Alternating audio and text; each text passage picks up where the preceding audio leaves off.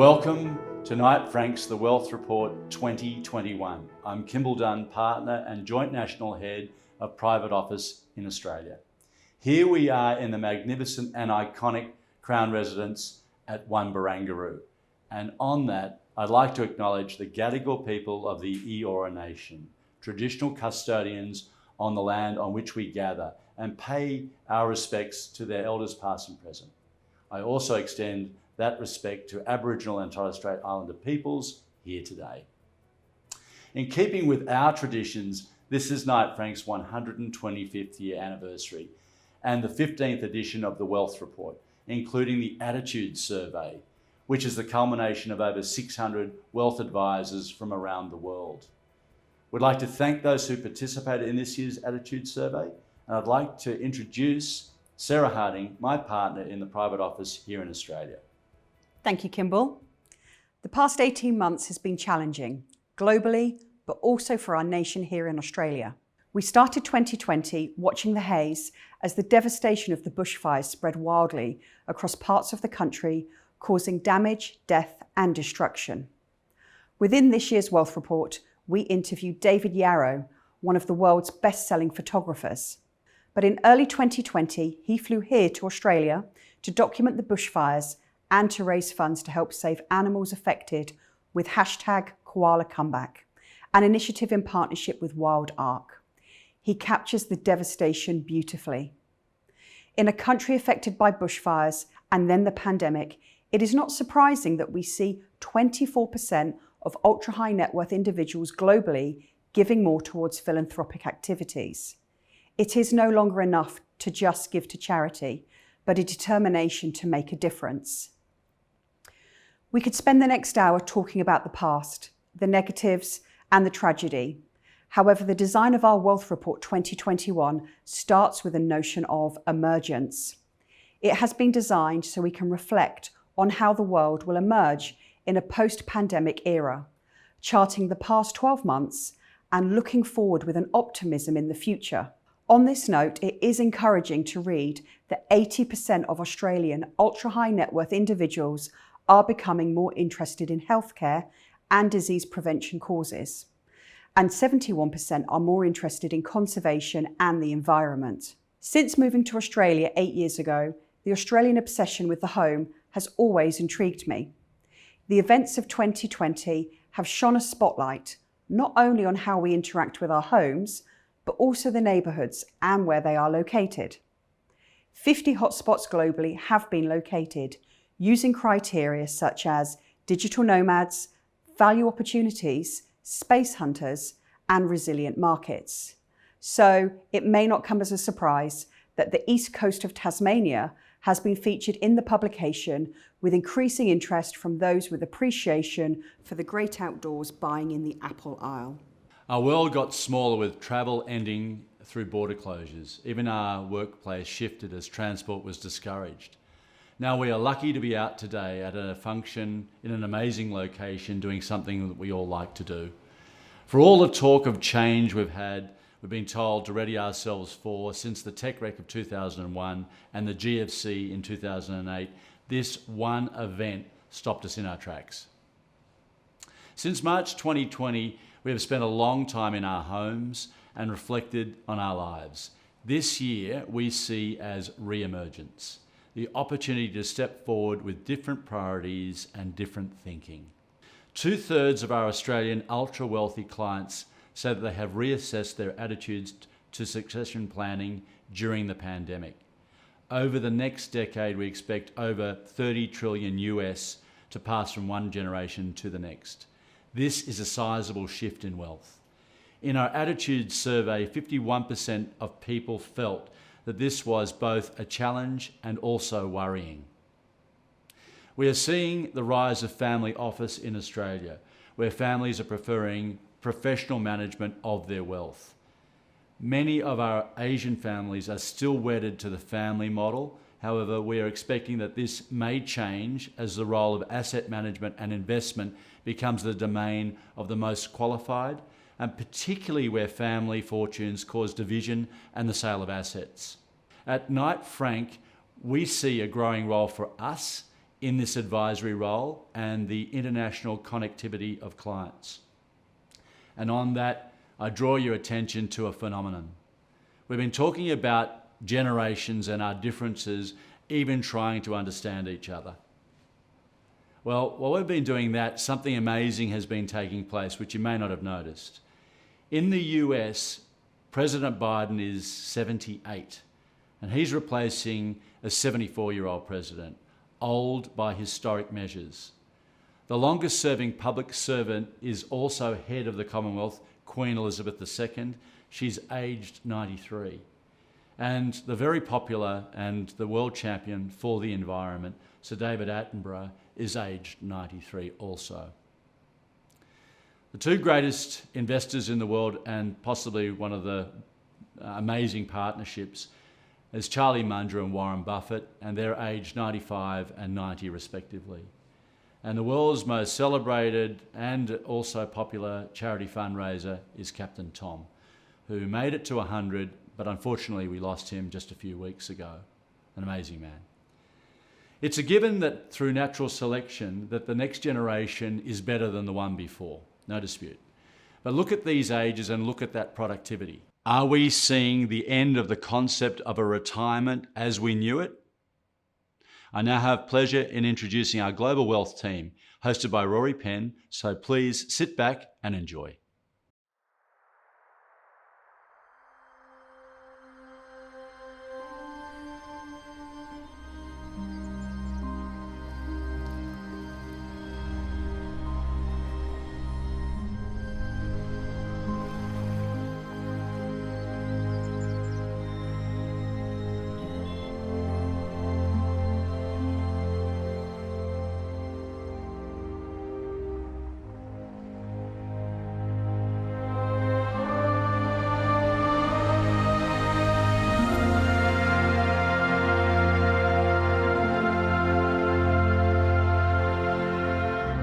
It is my absolute pleasure to welcome you to the 15th edition of the 2021 Wealth Report.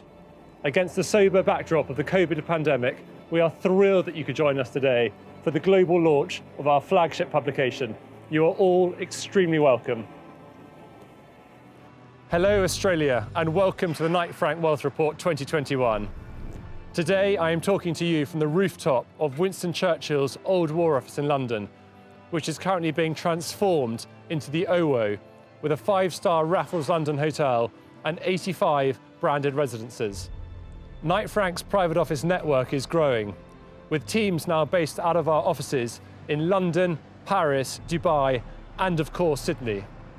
We are grateful to our Australian private office partners, Sarah Harding and Kimball Dunn, for helping expand our network, which offers a single point of contact for our ultra-wealthy clients. Australia is a strategic part of the Knight Frank international business, and the Asia-Pacific region is considered a dynamic powerhouse for our company's international growth.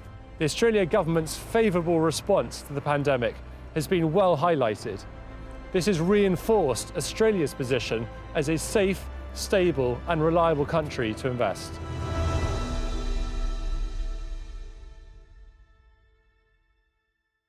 In the middle of a global pandemic and an economic crisis, why should we be interested in the wealthy?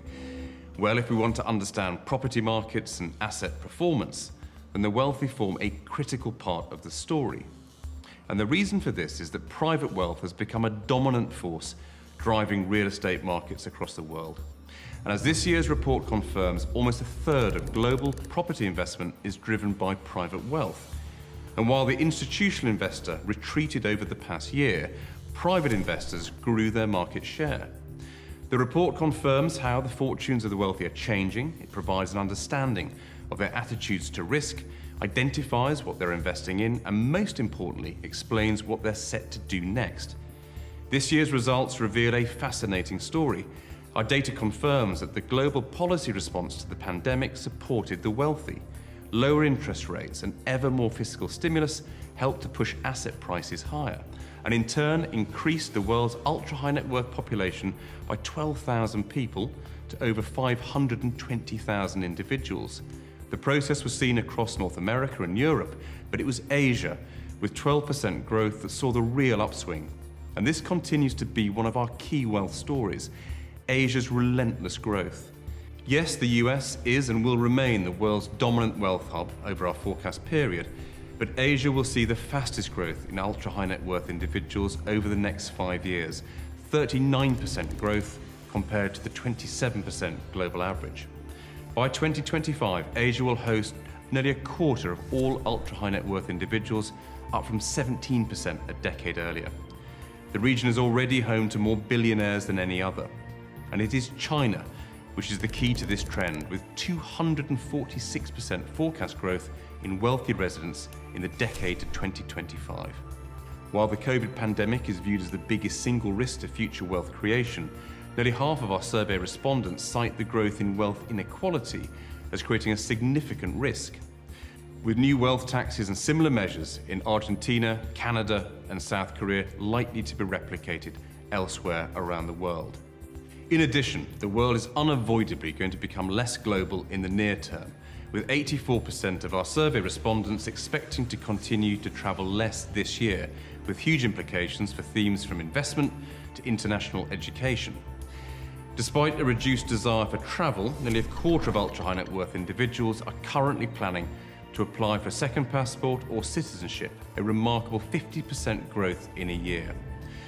While the pandemic has undermined globalization, more critically, it's also placed a question mark over the strengths of cities, certainly here in Europe, but also in North America. Rolling lockdowns have limited access to small urban pleasures, neighborhood restaurants, galleries and theaters have been shuttered. The future seems to point to the suburbs and even beyond, but as urban guru, Professor Saskia Sassen, explains in our report, history shows us that cities rise, fall, but always rise again. Let's hear more on this critical question from Flora Harley, our deputy editor.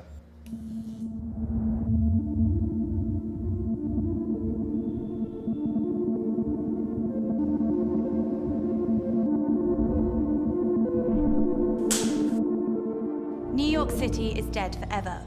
This was one of the headlines being touted as the pandemic ravaged some of the world's leading cities, which appeared to spur a mass exodus. For the real estate sector, how cities navigate the pandemic is absolutely critical and is a key focus in the Wealth Report. However, as we confirm, the exodus was just temporary.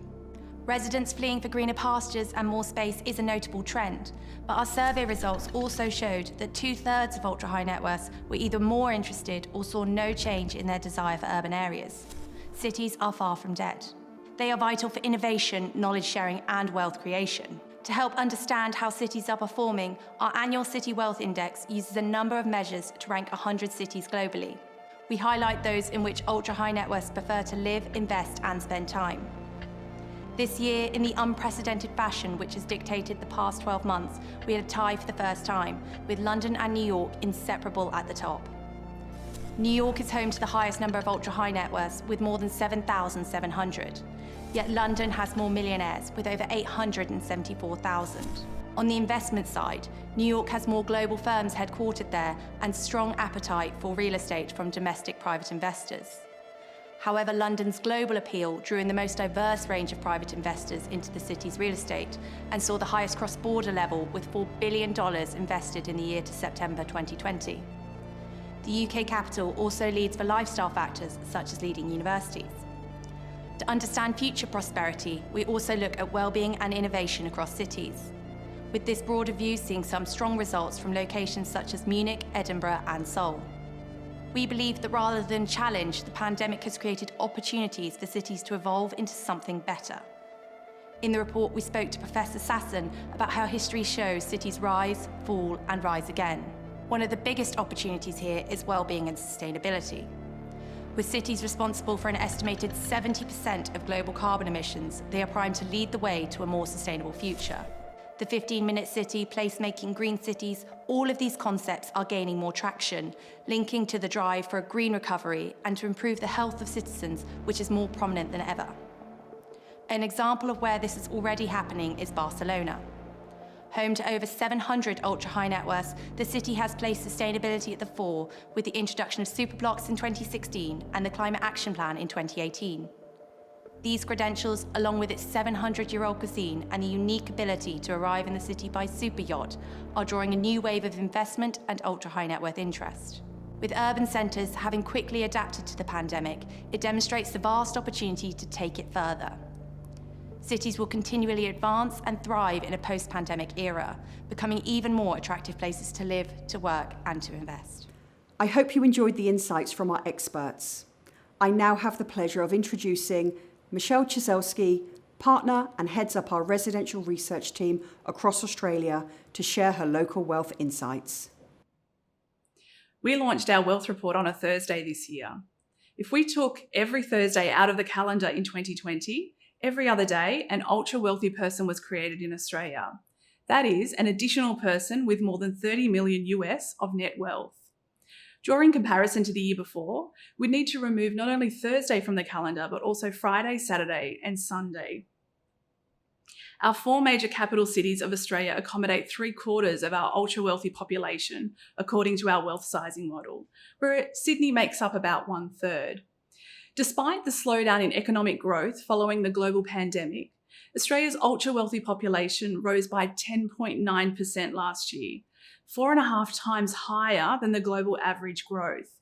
Last year, this was 5%. In fact, from 44 countries and territories, Australia's growth was ranked 8th fastest around the world. According to our Attitude Survey, 57% of Australian ultra-high net worth individuals saw their wealth increase last year, ahead of the more subdued 49% recorded across the globe. With international borders closed, much of this wealth has been reinvested locally. Almost half of Australians' wealth was sourced from their own business, while 30% came from an investment portfolio. Looking ahead, 86% of Australia's ultra-wealthy population expect their wealth to further increase this year, which is significantly higher and more optimistic than the 71% global average.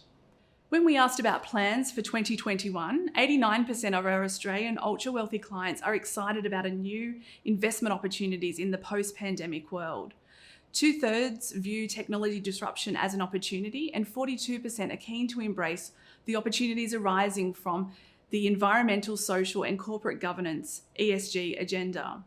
Although counteracting this, the ongoing disruption by COVID-19 tops the 3 issues worrying our Australian clients, followed by wealth transfer to the next generation and the geopolitical environment. Our data engineers have now defined the top 1%. In Australia, you're required to hold wealth of 2.8 million US to join the top 1% of the population. Australia ranks 7th globally by the amount of wealth required, behind countries and territories such as Monaco, Switzerland, the US, Singapore, New Zealand, and Hong Kong. The centrepiece of the Wealth Report is our focus on how wealth creation and investor attitudes feed into property performance. As Kate Everett-Allen, Knight Frank's Head of International Research, confirms in this year's report, the world's prime residential markets actually thrive because of COVID and not despite it. Over to Kate for more.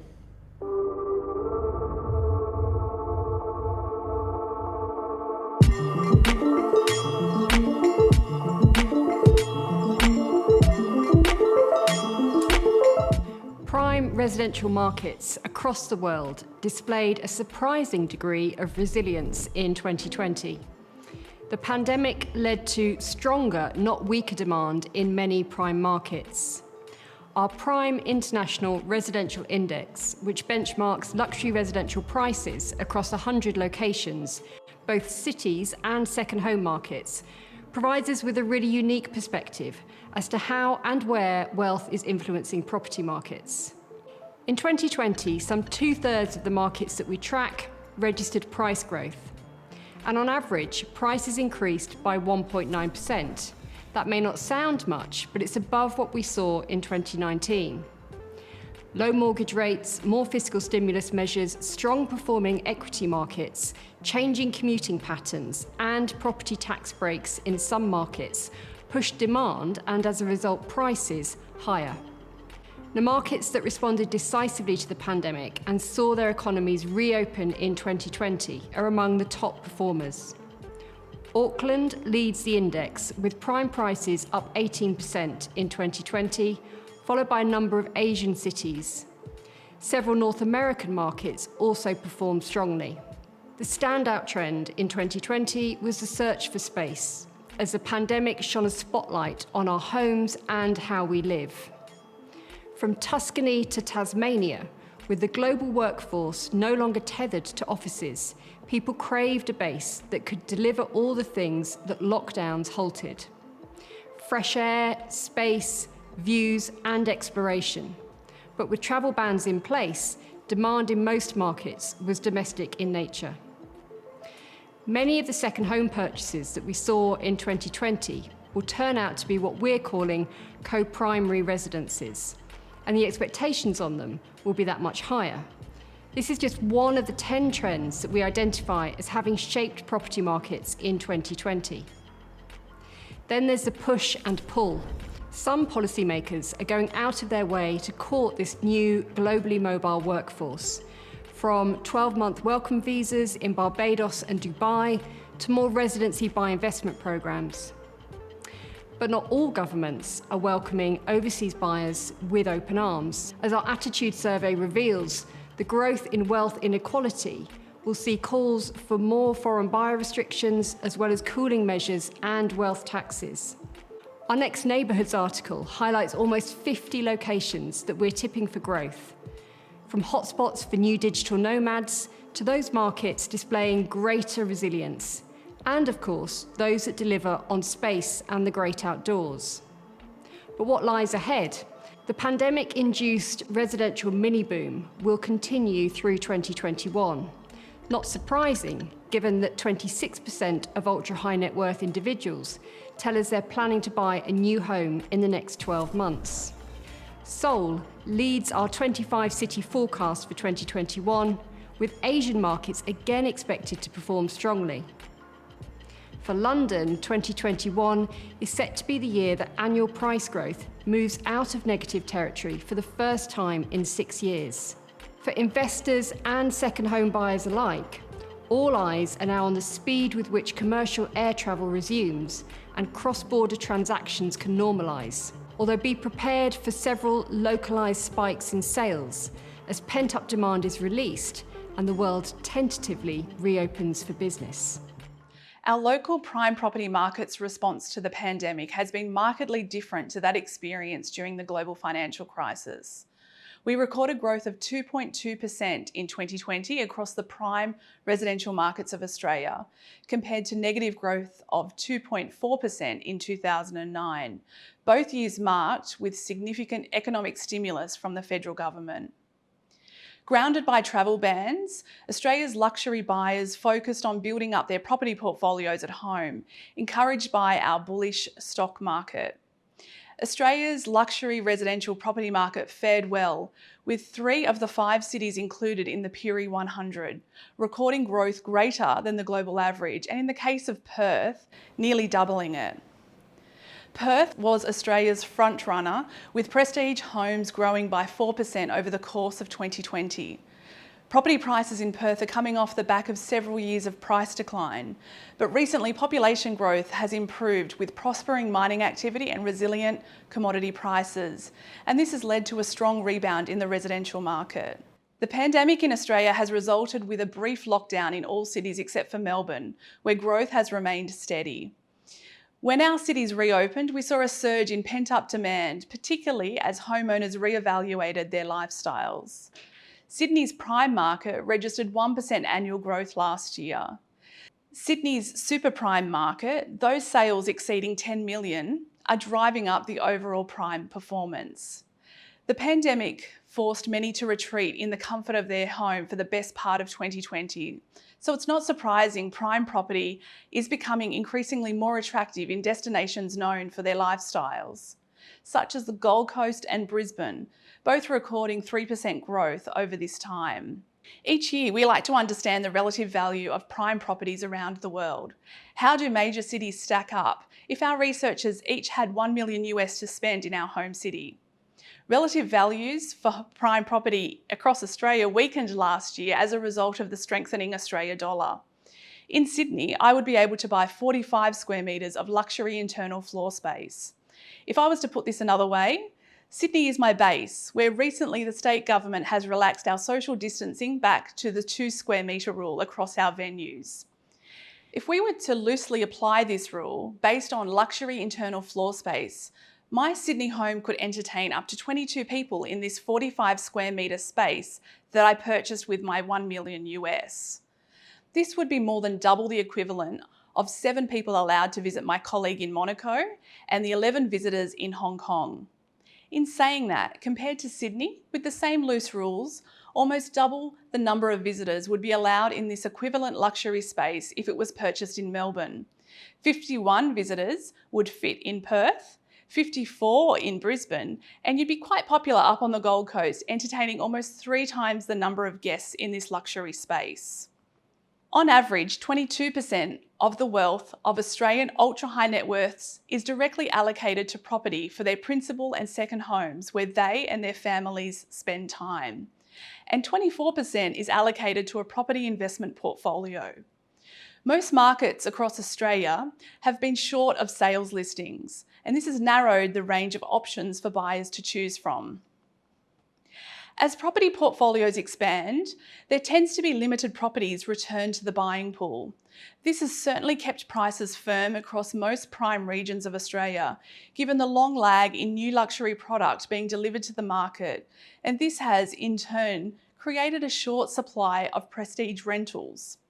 To touch on the demand side of the prime residential market, I will now introduce Adam Ross, Knight Frank's Associate Director with our New South Wales Prestige Residential team. Thanks, Michelle. Our attitude survey found 15% of Australia's ultra-wealthy bought a new home last year.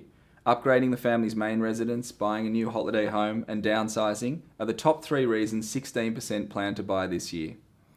As you would have thought, last year demand for prime property was mostly domestic in nature, apart from those expats on the move back to Australia. Australia's ultra-wealthy are most likely to buy a new home locally, followed by purchasing a second home in the US, New Zealand, the UK and Israel. When the global pandemic struck, there was an immediate surge in expat flight, with a significant uptick in inquiries from Australian, New Zealand and UK expats based in Singapore and Hong Kong, looking for a base back home. This has partly been driven by people moving due to employment changes, but also families reassessing their lifestyle priorities.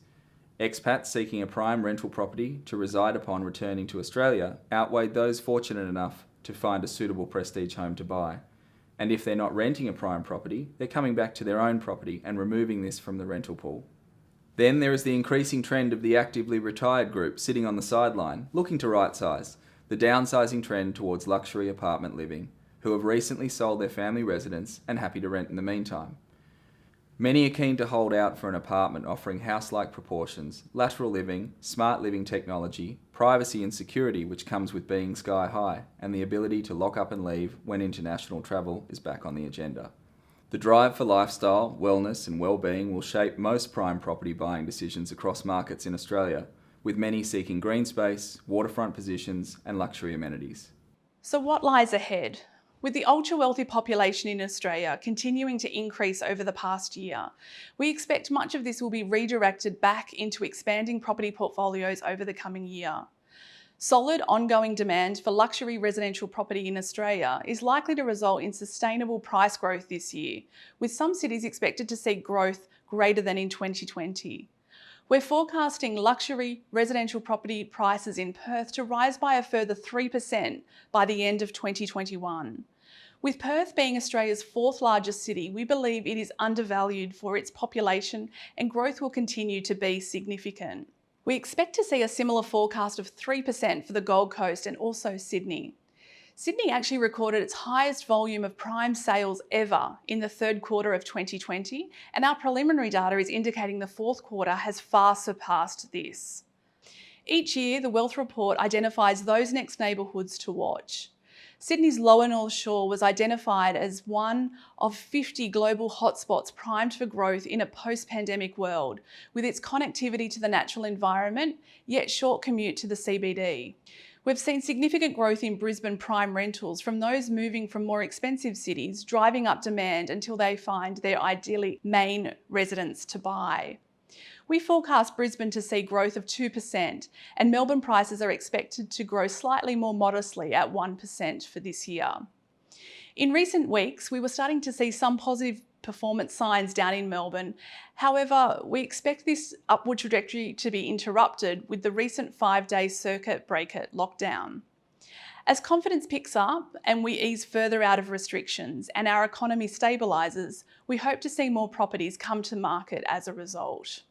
We expect demand to continue to be predominantly local, but we know any shift in the currency play may be the tipping point for further returning expats. And should borders reopen within the year, once again, we're likely to attract ultra-wealthy individuals from overseas. Across the globe, Australia was listed as the 3rd top preferred destination to purchase a second home, behind the UK and the US. So a strong performance across our key global residential markets. One of the big issues we've focused on this year is how investment property has performed through the pandemic. We've tracked where private wealth has been directed, but most importantly, we've assessed how the COVID crisis has accelerated market trends, opening new opportunities for investors. Here's Anthony Duggan, our Head of Global Capital Markets Research, to tell us more.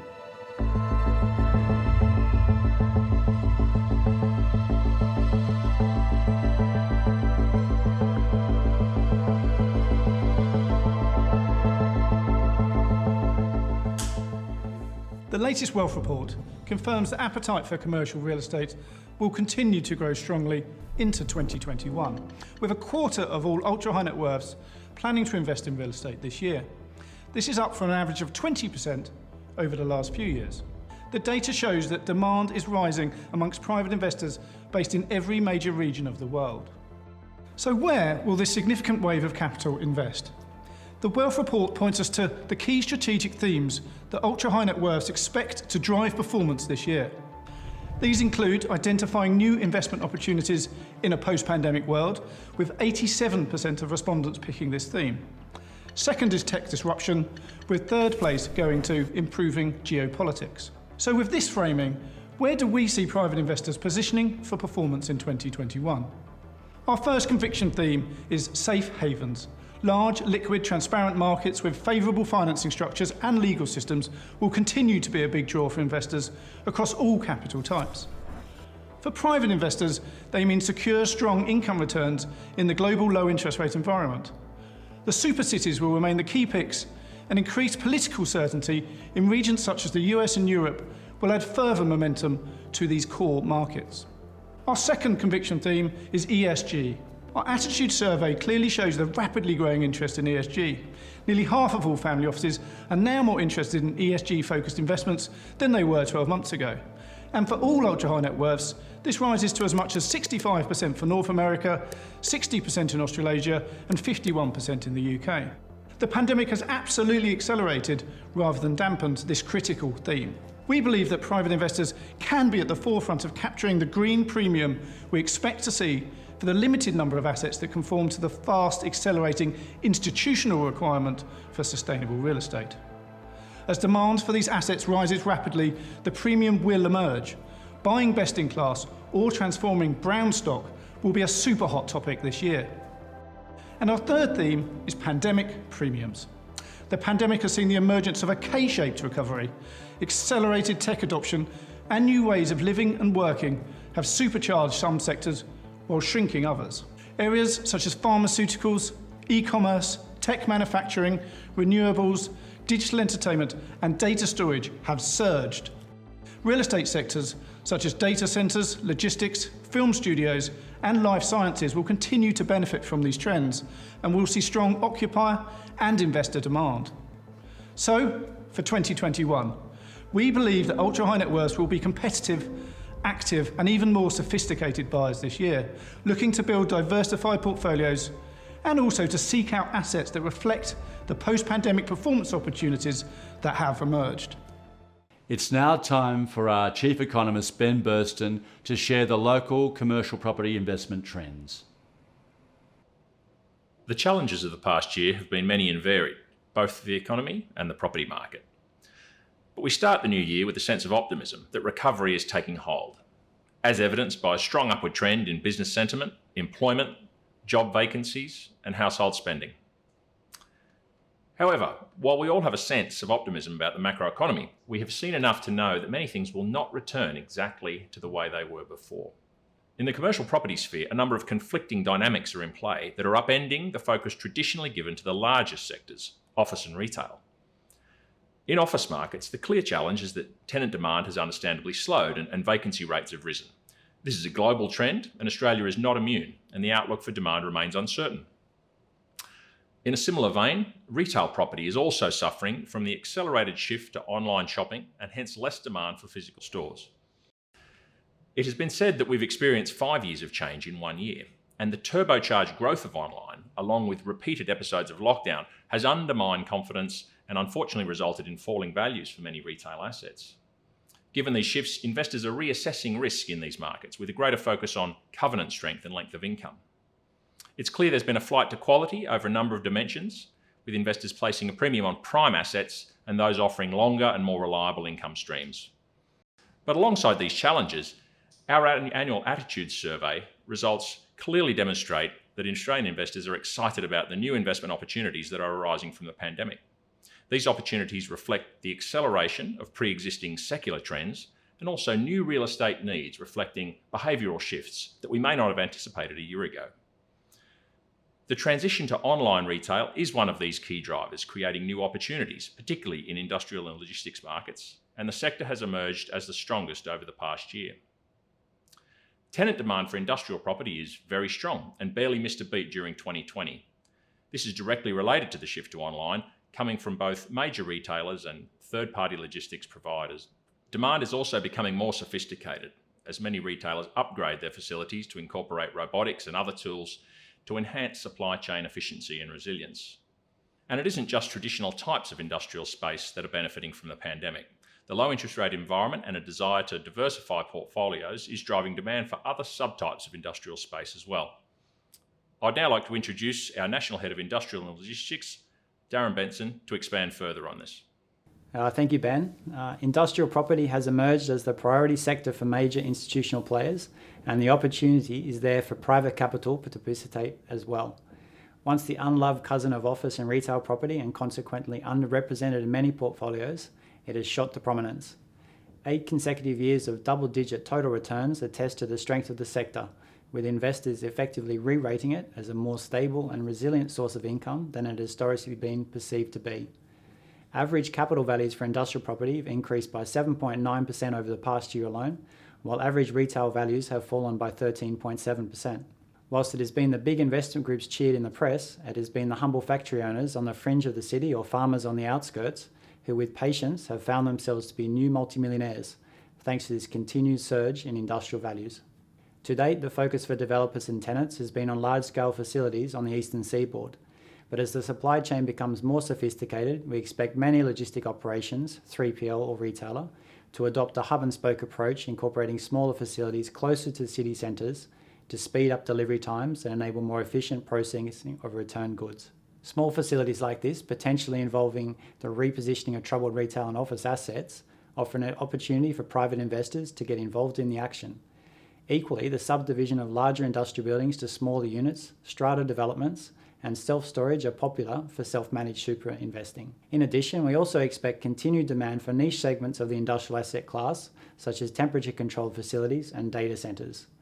Whilst neither are new, they have come in for greater attention over the past year as they offer defensive characteristics through reliable and long income streams and demand fundamentals from the constant requirements of food security and responding the digital economy, respectively and in tandem. So the opportunity is there in industrial markets. But what's next for office markets? Over the past year, we've all spent more time than we could have ever imagined on Teams, Zoom, and various other online communications channels, and have all been impressed by the efficiency they can bring to meetings and the convenience that they can bring to our lives. So what does that mean for demand in office markets moving forward?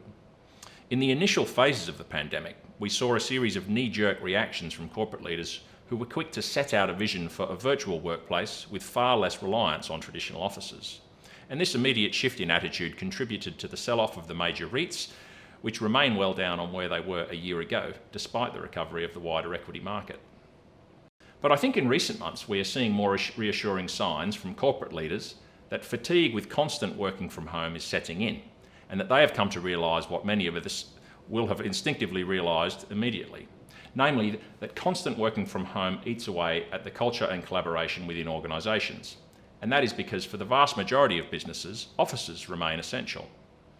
They are a strategic tool to bring people together, to facilitate innovation and to engender a distinct culture and a way of doing things.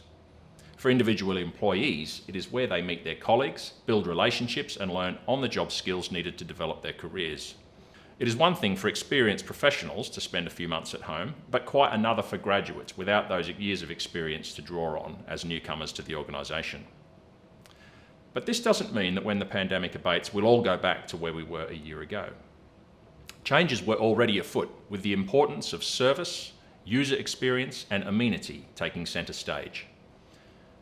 This will result in a flight to quality, to the best office space that meets evolving business needs. We are already seeing evidence of this playing out, with higher vacancy for lower grade space and weaker capital value growth. One of the dimensions of that transition going on in office markets is a greater focus on sustainability credentials, with major tenants seeking property solutions that are consistent with their wider environmental objectives.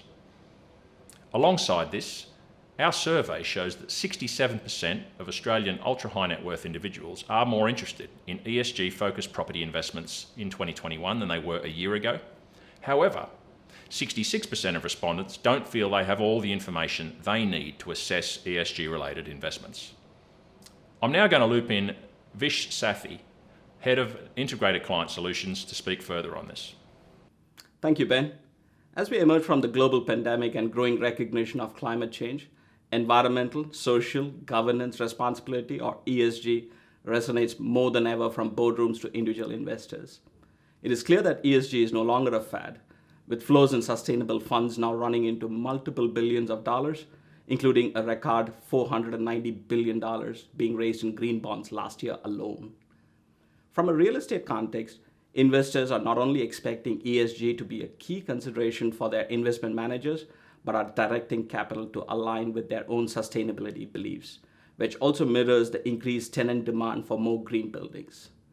Reflecting this growing trend, a recent Perry survey found that 70% of institutional real estate investors have explicit ESG policies in place, with nearly all respondents reporting that ESG principles will have a role in shaping their investment decisions. Looking into the future, 24 trillion, 36 trillion, and 68 trillion are some of the numbers being quoted on the quantum of wealth that will transfer from baby boomers to more socially minded millennials who are more likely to embed ESG considerations into their investment decision-making process. Corporate leaders are also beginning to recognize the importance in having ESG on their agenda. This includes managing potential risks to their business, but also in creating new opportunities to attract the best talent to their businesses. At Knight Frank, ESG is about our moral obligation to the planet, our stakeholders, and the communities we serve. We embed this across our entire company and are ready to partner with you in aligning sustainability to your personal goals. Ben, back to you. After a tumultuous 2020, there is much to look forward to this year. The economy has emerged from recession more quickly and in better shape than we feared last winter, and many property markets have returned to growth, including prestige residential and industrial property, both aided by the tailwinds of low interest rates and global capital flows seeking deployment in Australia. We continue to be both a safe haven and a market with great long-term growth potential. But the pandemic means that performance will not be even across markets. We will see a range of ripple effects playing out and influencing performance for years to come. So after a long period when we had a more synchronised pattern among the major commercial markets, we are seeing more divergence between sectors and cities. So more than ever, you need to stay tuned to the emerging trends and behavioural shifts, and we look forward to helping you navigate them in 2021 and beyond. A key component of the Wealth Report is our ability to take a wide view of the wealth portfolio. Over recent years, Andrew Shirley, the report's editor, has developed a unique index which not only tracks the performance of luxury collectibles, but as Andrew will explain, also confirms how the search for returns in a low inflation world is leading to a growing demand for tangible assets.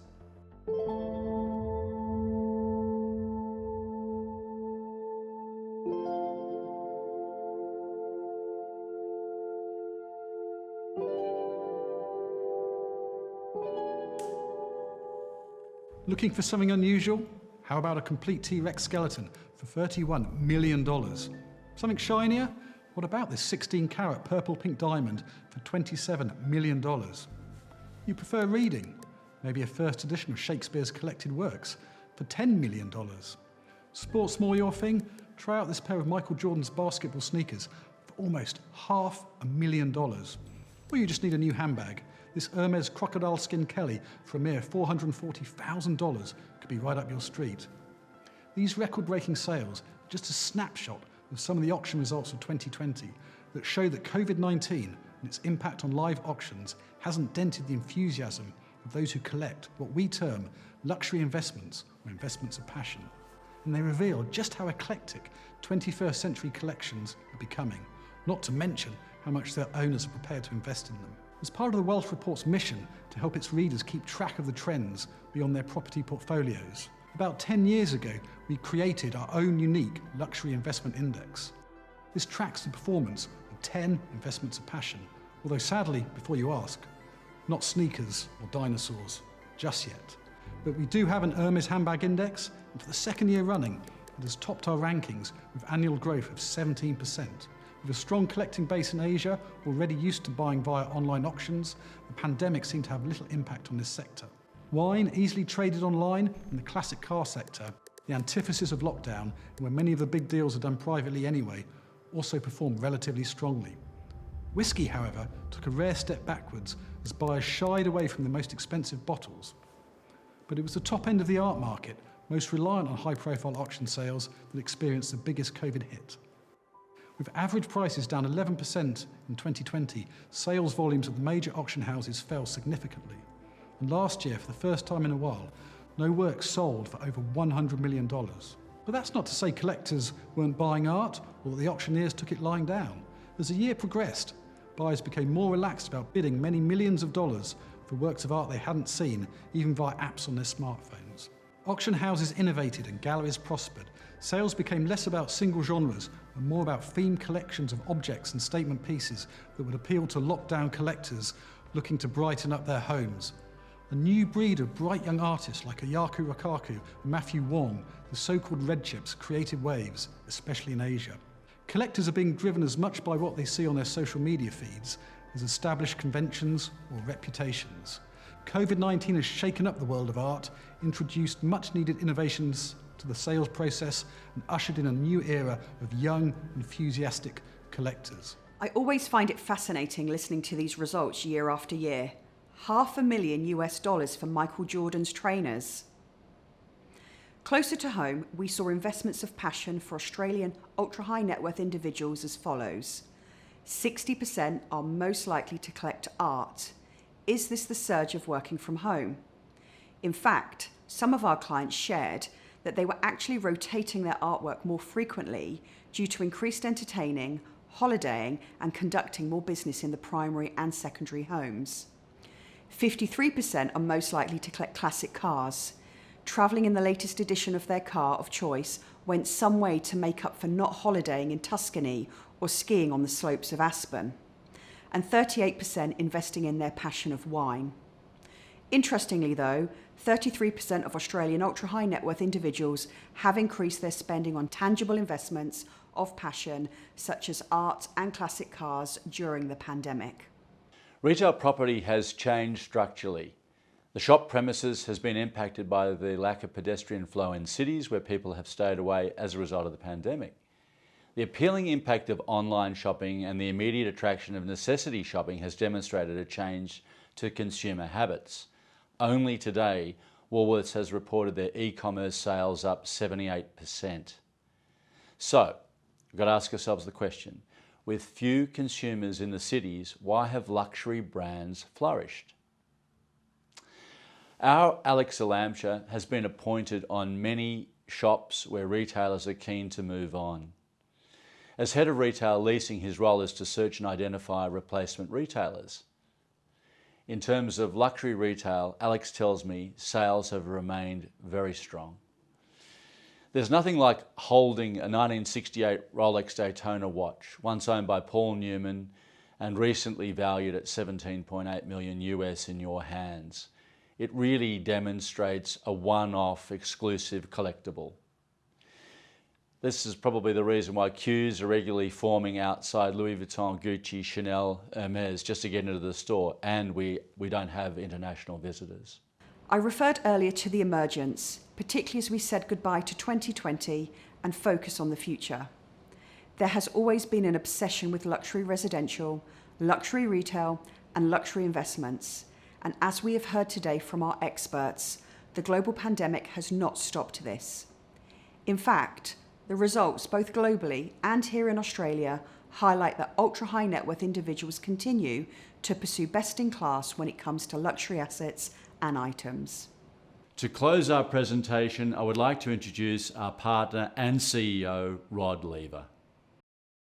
Firstly, thank you all very much for joining us today as we launch the Wealth Report for 2021, the 15th in our series.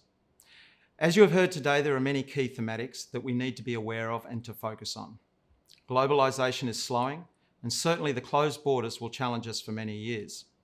The wealthy, however, will seek out cross-border investments into safe and healthy countries, politically stable countries such as Australia. And importantly, cities are not the dinosaurs we may assume they have become. They are the economic powerhouses that drive knowledge spillover, assisting in innovative thought through collaborative face-to-face conversation. And house prices are rising because of the pandemic and not despite of it. And it will be a continuing theme, particularly here in Australia, and when the borders do open, we will see significant increase in immigration. The pandemic-induced residential mini-boom will continue well through this year, so expect more private investment in property. Thank you once again for your time and for joining us today for our Wealth Report presentation.